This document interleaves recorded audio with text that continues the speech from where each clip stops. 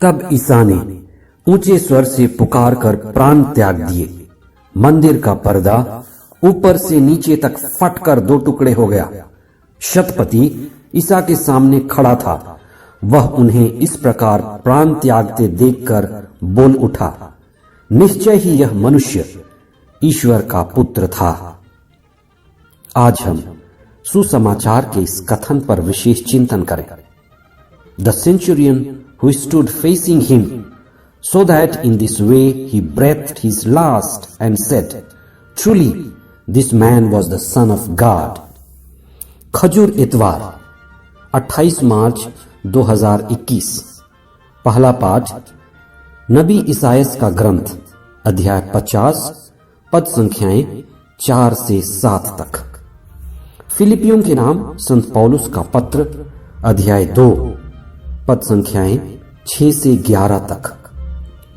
संत मार्कुस का सुसमाचार अध्याय 14 पद संख्याएं 1 से 15 तथा अध्याय 15 पद संख्याएं 1 से 39 तक।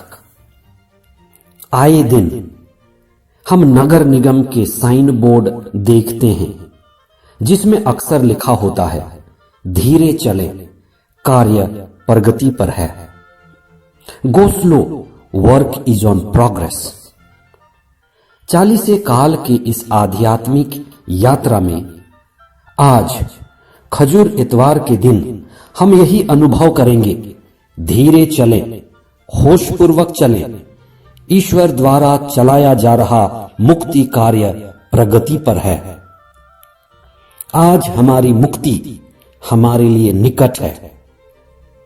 दिव्य शब्द जो माता मरियम के गर्भ में देह धारण किया, बेतलेहम के गौशाले में जन्मा, नाजरेत में बड़ा होकर लगभग 3 साल तक घूम घूम कर सत्य के बारे में, ईश्वर के राज्य, ईश्वर के प्रेम और मानव मुक्ति की चेतना सभी ओर फैलाई। उसका आखिरी पड़ाव था खुद को यरूशलेम के मंदिर में स्थापित करना। यहूदियों के लिए पास्का का पर्व उनकी स्वतंत्रता का दिवस था, जिससे वे बड़े धूमधाम से मनाते थे। यरूशलेम शहर पास्का के अवसर पर तीर्थयात्रियों से खचाखच भर जाता था। इस समय प्रभु यीशु का यरूशलेम में प्रवेश करना एक बड़े रोड शो में परिवर्तित हो गया।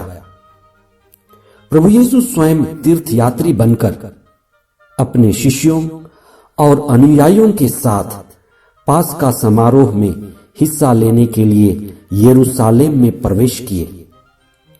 पास्का के अवसर पर यरूशलेम मंदिर में चढ़ाया गया मेमना, जिसका भुना हुआ मांस और बेखमीर रोटी सभी यहूदी परिवारों में खाई जाती थी, जो उनको ईश्वर से और पूर्वजों से जोड़ती थी।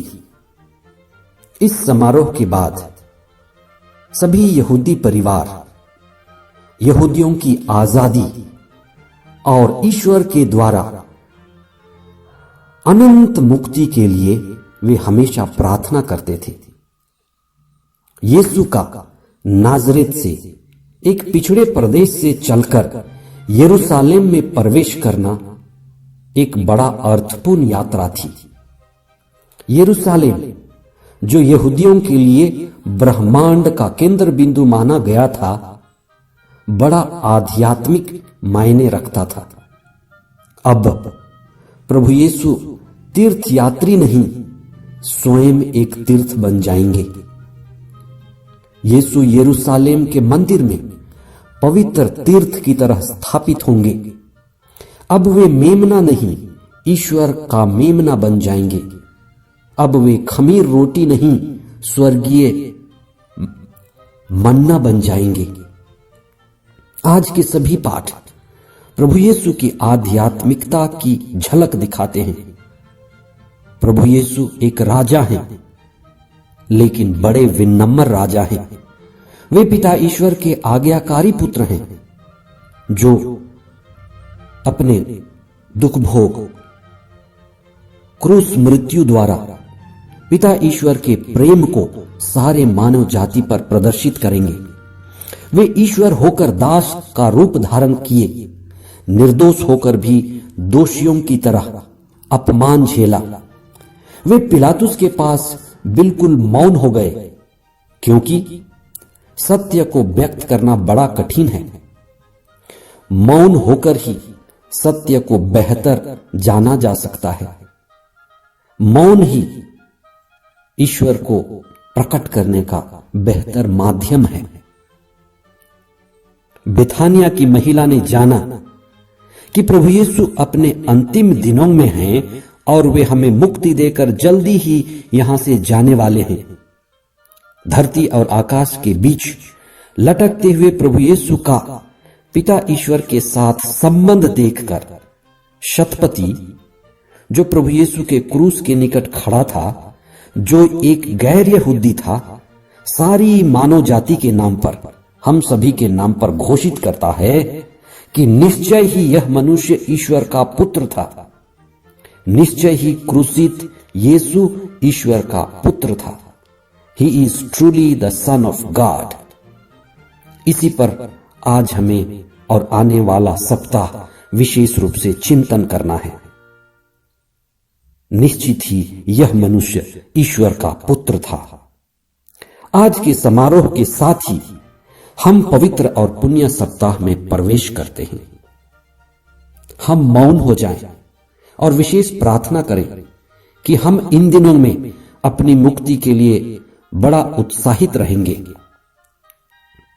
महामारी और कई विपरीत परिस्थितियों से गुजरते हुए भी हम विशेष प्रार्थना करें कि क्रूस में हमारी मुक्ति है और क्रूस ही हमारा अनंत जीवन का स्रोत है।